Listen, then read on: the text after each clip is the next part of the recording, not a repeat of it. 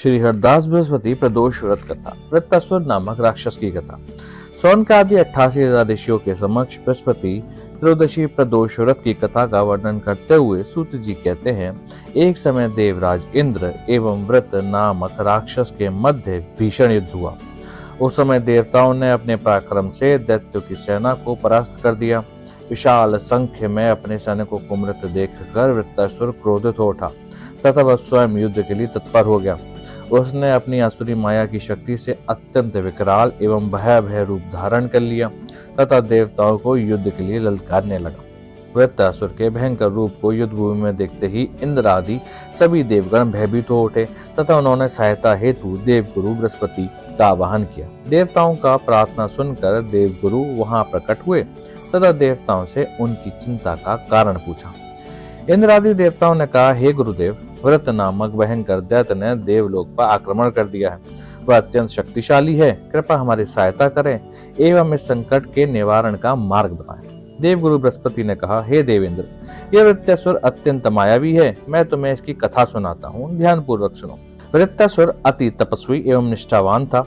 उसने गंधमादन पर्वत पर कठोर तपस्या करके भगवान शिव को प्रसन्न कर लिया था। पूर्व जन्म में वह राक्षस चित्ररथ नामक राजा था। तुम्हारे राज्य के समीप में स्थित सुंदर वन में इसका साम्राज्य था। उस वन में अनेक साधु, संत और महात्मा आदि तप एवं साधना करते थे। भगवत प्राप्ति हेतु वह स्थान अत्यंत अनुकूल माना जाता था। एक समय चित्ररथ भ्रमण करते हुए कैलाश पर्वत पर पहुंच गया। कैलाश पर्वत पर भगवान शिव अपनी अर्धांगिनी देवी पार्वती सहित विराजमान होकर एक सभा को संबोधित कर रहे थे। चित्ररथ उनके स्वरूप का तथा उनके समीप विराजमान देवी पार्वती का दर्शन करके हाथ जोड़कर उपहास करते हुए भगवान शिव से बोला, हे भगवान, हम तो साधारण जीव हैं, इसलिए माया के वशीभूत होकर स्त्रियों के मोह में फंसते रहते हैं। किंतु देवलोक में तो कहीं भी मैंने किसी को स्त्री सहित सभा में विराजमान नहीं देखा। चित्ररथ के मुख से इन व्यंग्यपूर्ण वचनों को श्रवण करके भगवान शिव हंसते हुए बोले, हे राजन, मेरा व्यवहारिक दृष्टिकोण अन्य सभी से भिन्न है। मैं कालकूट जैसे सृष्टि संहारक महाविष का पान किया है। इसके पश्चात भी तुम अल्पज्ञानियों के समान मुझ पर व्यंग कर रहे हो।